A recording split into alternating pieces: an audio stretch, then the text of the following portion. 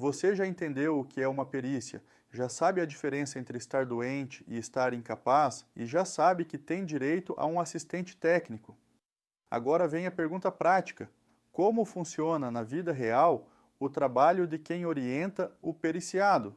O que essa pessoa faz, em que momento ela entra e, principalmente, quando vale a pena e quando você simplesmente não precisa disso? Eu vou te explicar tudo, com total transparência e sem te prometer nada que ninguém pode cumprir. Fique até o final. Olá, eu sou o Dr. Plínio Rafael Veríssimo Tom, médico especialista em medicina legal e perícias médicas, com inscrição no Conselho Regional de Medicina do Paraná, sob o número 41.092. Este é o 13º vídeo da série Entendendo a Perícia, e ele é um pouco diferente dos anteriores. Até aqui eu expliquei conceitos. Hoje eu vou te mostrar, por dentro e com honestidade, como funciona o trabalho técnico de apoio ao periciado, não como uma propaganda, mas como um esclarecimento, para que você saiba exatamente o que esperar e consiga decidir com informação se precisa ou não desse tipo de apoio. Vou começar com honestidade, porque é assim que eu prefiro trabalhar. Esse tipo de apoio técnico não é para todo mundo e não é para todo caso. Muitos processos correm bem sem nenhum assistente técnico. Se o seu caso é simples, se a documentação é clara, se a perícia é direta, é perfeitamente possível que você não precise de nada além do seu advogado e dos seus documentos bem organizados. Então, o primeiro recado é este: não saia contratando por impulso nem por medo. Esse apoio costuma fazer diferença em situações mais específicas, casos de maior complexidade médica, casos em que o nexo causal, aquela ligação entre a causa e o dano que vimos num vídeo anterior, é disputado, casos de suspeita de erro médico, casos em que uma perícia anterior foi desfavorável e há dúvida técnica legítima sobre ela, e casos em que o que está em jogo seja um benefício de longa duração, seja uma indenização significativa, justifica o cuidado adicional com a qualidade da prova. Nesses cenários, a prova técnica bem feita pode ser decisiva. Antes de explicar o que esse trabalho é, eu preciso te dizer com toda a clareza o que ele não é, porque existe muita confusão e algumas promessas por aí que simplesmente não se sustentam. Primeiro, não é advocacia. O assistente técnico médico não substitui o seu advogado, não dá orientação jurídica e não decide a estratégia do processo. Ele cuida da parte médica. A parte jurídica é do advogado. São funções diferentes e complementares. Segundo, não é promessa de ganho de causa. Ninguém sério pode te garantir resultado. Quem promete que vai ganhar o seu processo está cometendo uma falta ética. O que um bom trabalho técnico faz é qualificar a sua prova, não garantir o desfecho. Terceiro, não é briga. O objetivo não é atacar o perito do juízo, nem brigar por princípio. O objetivo é exercer o que a lei chama de contraditório técnico, acompanhar, fiscalizar a metodologia, apontar o que precisa ser apontado e contribuir para que a perícia seja correta. Como eu já disse em outro vídeo, o melhor resultado de uma boa assistência técnica costuma ser um laudo melhor e não a destruição do trabalho alheio. E quarto, não substitui o seu médico. O médico que te trata continua tratando. O assistente técnico atua dentro do processo com olhar pericial. São papéis distintos e os dois são importantes. Esclarecido isso, vamos às etapas. E a primeira, quase sempre, é a análise técnica prévia. O trabalho começa examinando a sua documentação, prontuário, exames, laudos, relatórios, o histórico do caso. O objetivo dessa análise é responder com honestidade a algumas perguntas.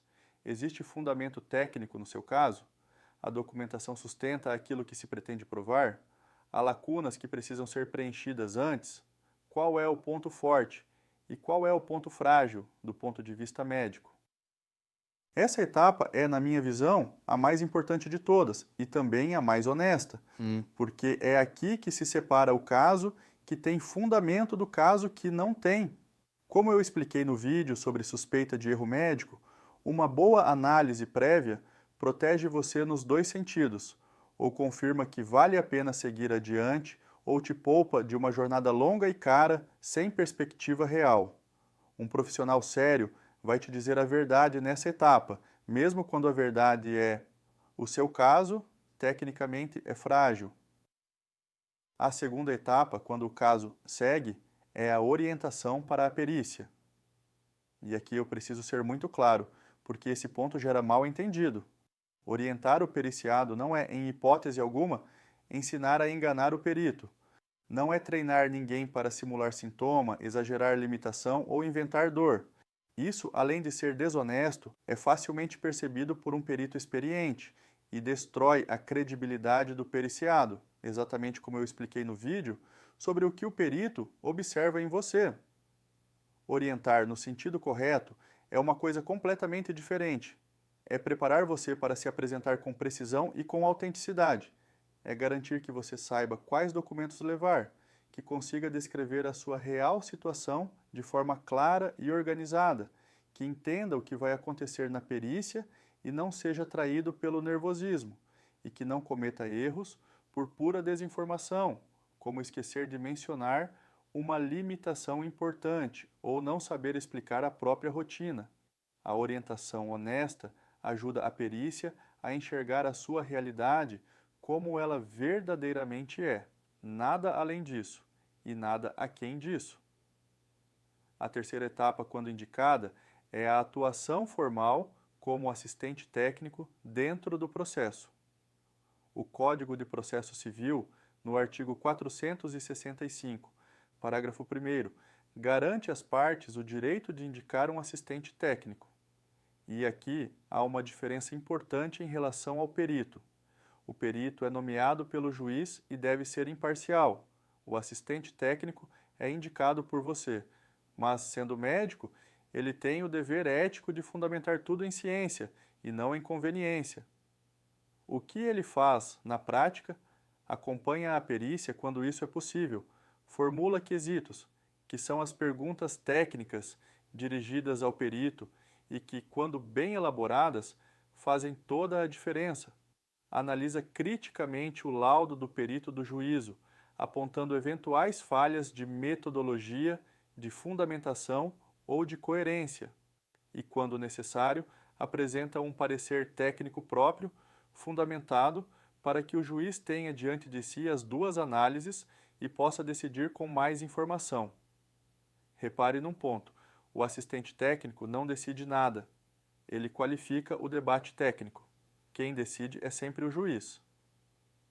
Você já deve estar percebendo que esse trabalho tem regras, e tem mesmo. Eu quero mencionar 3, porque todas elas existem para te proteger. A primeira, quando o assunto é médico, o assistente técnico deve ser médico. Isso decorre da Lei nº 12.842, de 2013, a chamada Lei do Ato Médico e da Regulamentação do Conselho Federal de Medicina. A análise de matéria médica é ato privativo de médico. Por isso, desconfie de quem oferece assessoria técnica em perícia médica sem ser médico. A segunda, o dever de honestidade técnica. Mesmo sendo indicado por você, o assistente técnico médico está submetido ao Código de Ética Médica. Ele não pode mentir, não pode forjar uma conclusão, não pode afirmar aquilo que a ciência não sustenta. Isso é uma garantia de seriedade, inclusive para você, porque um parecer desonesto é facilmente desmontado pela outra parte e acaba prejudicando o seu próprio caso. A terceira, a relação respeitosa com o perito do juízo. O perito é um colega de profissão, auxiliar da justiça. O assistente técnico dialoga tecnicamente com ele no plano da ciência, nunca no plano do ataque pessoal. Voltando à pergunta prática do início. Afinal, quando vale a pena buscar esse apoio?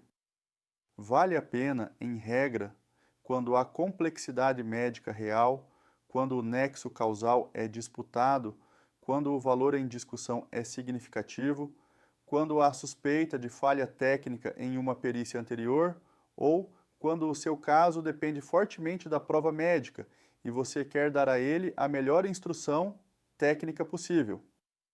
E não costuma valer a pena em casos simples de documentação clara e perícia direta, nos quais o custo do apoio não se justifica diante do que está em jogo.